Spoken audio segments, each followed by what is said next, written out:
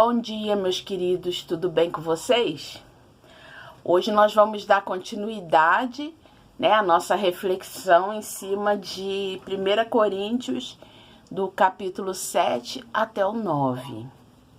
E são três assuntos bem diferentes. O capítulo 7 trata do celibato, e de orientações em cima do casamento. O capítulo 8 fala sobre alimentos oferecidos a ídolos. E o capítulo 9 fala do direito dos apóstolos e de quem prega o evangelho. No capítulo 7, Paulo vem falar a respeito do dom, do celibatário. Ele começa no dom do celibato, Ele era celibatário. Eu acredito que seja, uma continuidade com o capítulo anterior, onde ele tratava sobre a imoralidade sexual daqueles membros, porque eles estavam se relacionando com prostitutas. Então ele começou a falar que por ele, opinião pessoal dele, ele desejava que todos permanecessem solteiros, porque a pessoa solteira, ela poderia se dedicar melhor às coisas de Deus, a viajar em missões, a dedicar tempo, para a obra, enfim.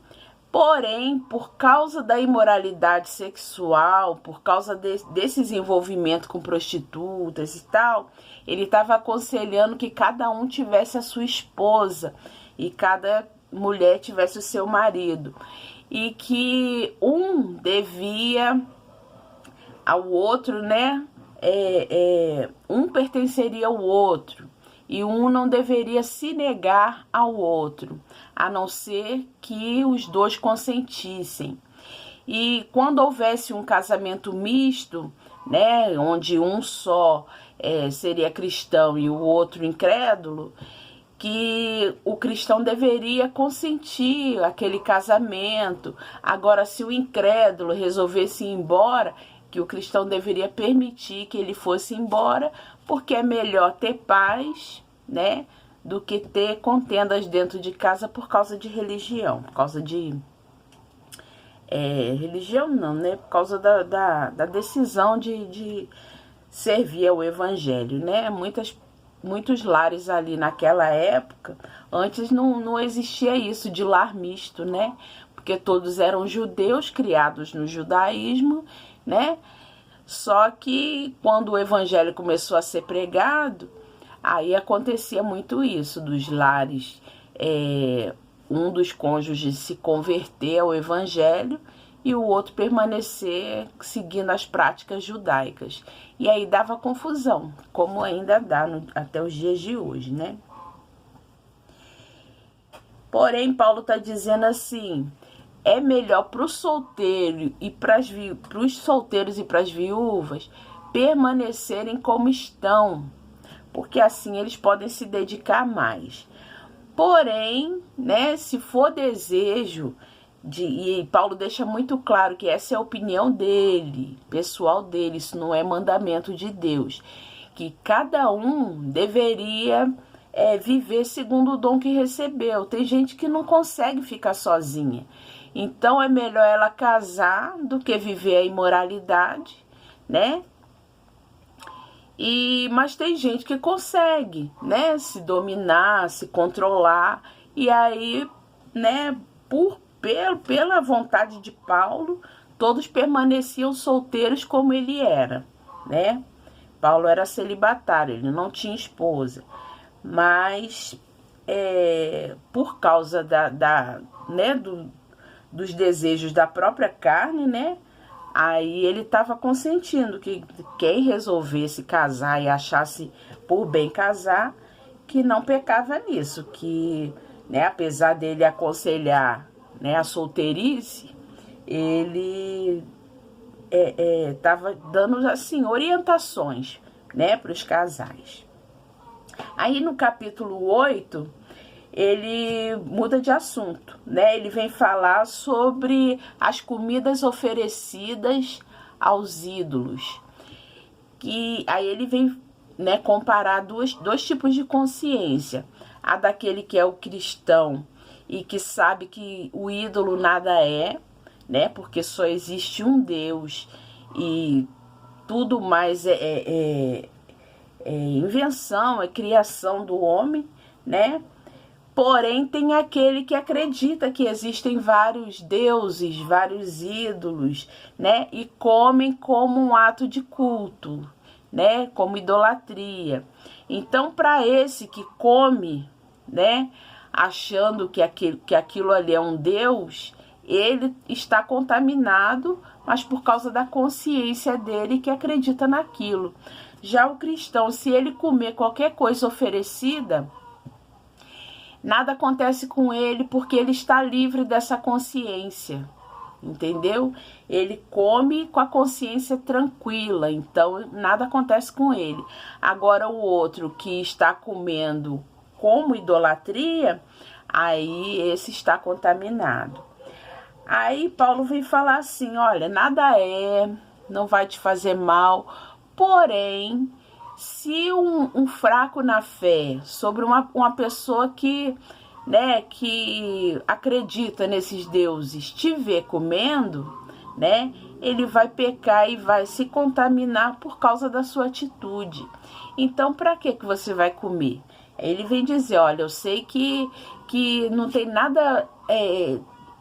nada pesa contra mim se eu comer alguma coisa sacrificada aos ídolos. Mas se aquilo for fazer um irmão tropeçar, se aquilo for destruir a vida de alguém, eu não vou fazer nunca mais, porque eu não quero ser instrumento de tropeço na vida de ninguém. É isso que Paulo vem dizer. Aí no capítulo 9, ele vem falar sobre os direitos, né, de quem prega o evangelho, viver pelo evangelho.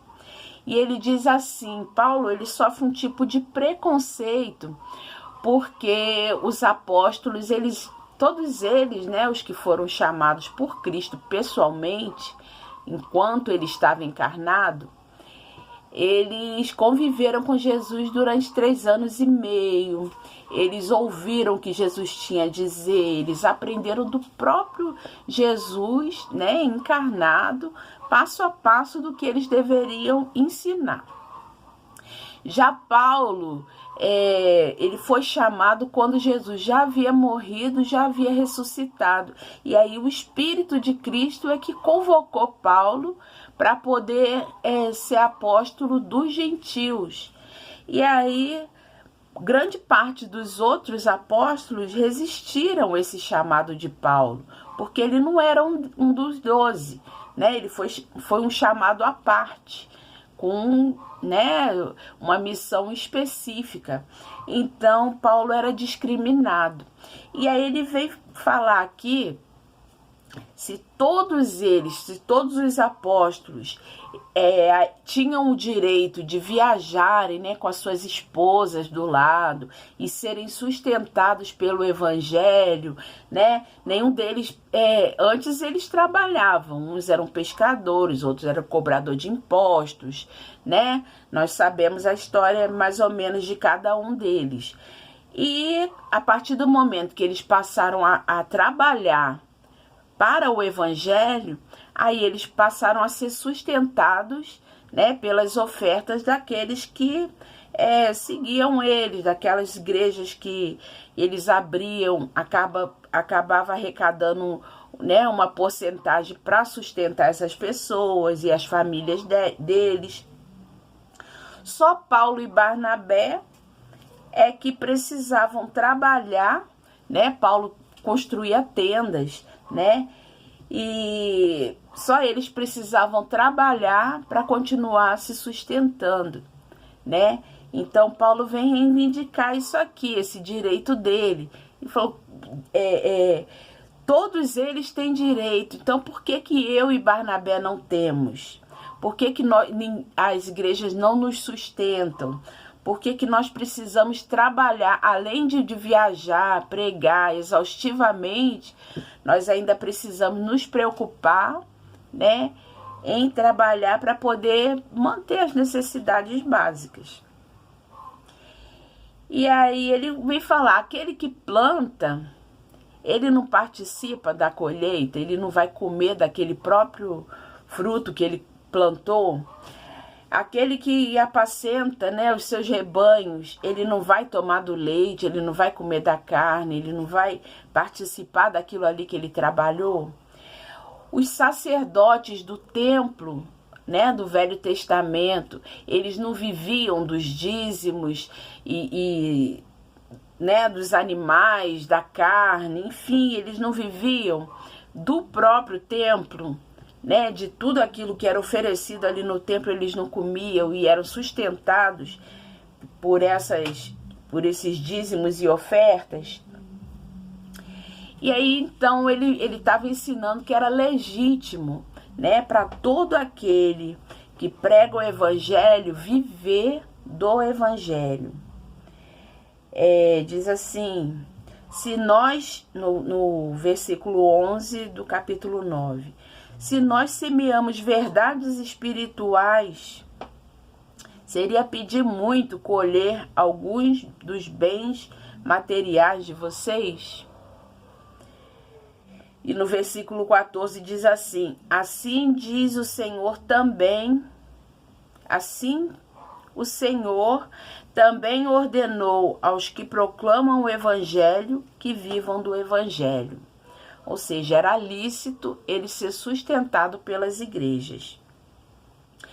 Aí ele dá continuidade, porém, né, eu não prego o evangelho porque eu quero.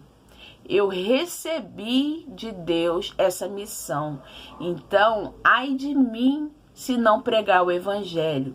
Eu estou obrigado a cumprir essa missão, né? Eu acredito que todos nós que recebemos um dom de Deus foi, né, com esse propósito de dar crescimento, né, ao corpo de Cristo, e de certa forma nós estamos obrigados a dar resultado, porque nós vamos prestar conta. A Bíblia diz que aquele a quem muito é dado, muito será cobrado.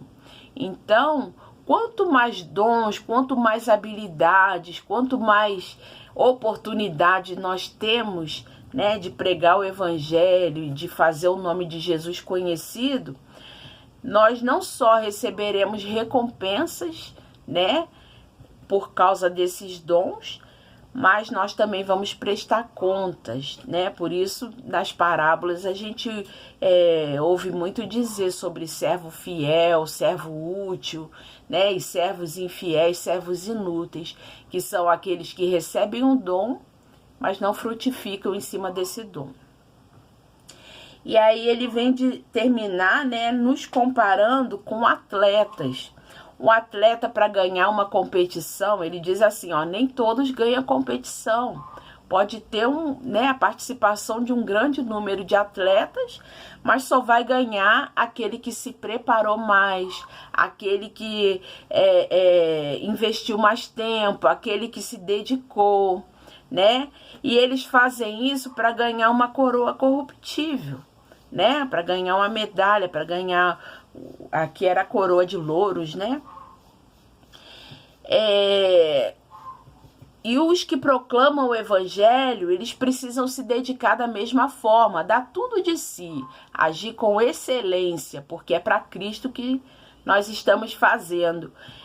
E a nossa recompensa vai ser incorruptível, né? A nossa coroa é eterna, é uma coroa incorruptível, né? Então ele está dizendo isso. Ele tomou a forma, né? Ele se dedicou tanto que para pregar aos judeus, ele pregou como judeu. Para pregar aos gentios, que eram aqueles que não tinham lei, ele se fez gentil, né? Para pregar aos escravos, ele se mostrou que ele mesmo era escravo, porque todos nós fomos comprados por um preço. Então, o preço de sangue, né? O sangue derramado na cruz foi o valor que Jesus pagou por cada um de nós, né? Então, ele está comparando aqui, né, dizendo que ele mesmo se fez escravo para ganhar alguns escravos. E ele mostrou, né, que através do evangelho nós nos tornamos verdadeiramente livres, né, para ganhar aos livres. E ele fez tudo para ganhar a pelo menos alguns, né? Ele tomou a forma de muitos grupos para poder ganhar alguns, porque o medo dele era, depois de ter pregado a tantos, ele mesmo ser reprovado, né?